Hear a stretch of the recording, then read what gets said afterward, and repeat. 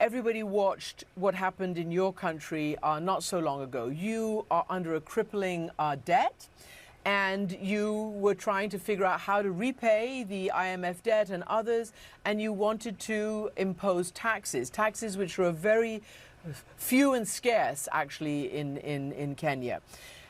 And it backfired. People came out onto the streets. You know, tried to restore order. There were many people in those protests who were killed.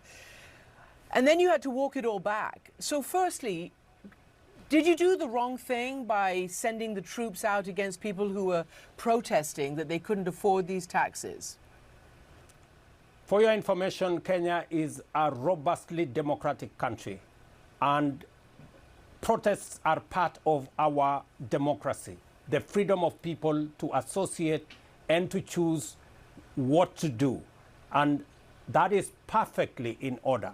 And restoring law and order is also the responsibility of law enforcement agencies. What was in Nairobi, apart from the protests, were criminal gangs that burned down parliament, burned down the Chief Justice office, burned down people's property.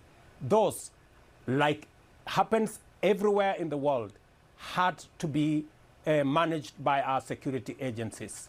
And any excesses that may have occurred, there is an independent policing authority that investigates and takes those who may have overstepped their mandate into account.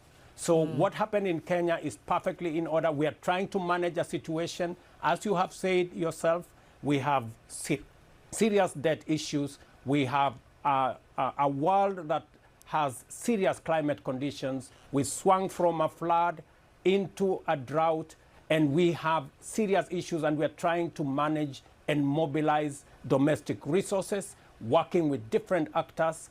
If it doesn't work, we tried a different way. Kenya is now stable. We are moving into the future in a predictable, orderly manner because we are a democracy. Mr. President, how will you do that? Because clearly you were advised by, I assume, your own economists and international economists that you needed to start raising funds. You needed to get some taxes or however you raise your funds in order to pay down the debt and to, I guess, pay for development. What is your next step on this issue? How will you do what you need to do without, you know, upsetting the people who can't afford it and trying to satisfy your own people? It is always a balance. Most of the situation that you saw, part of it was occasioned by misinformation, fake news, and many other aspects of the protest. More explanation is going into our strategy going into the future. We are working with the international community to find concessional funding long-term at scale to manage our situation, to manage the debt situation.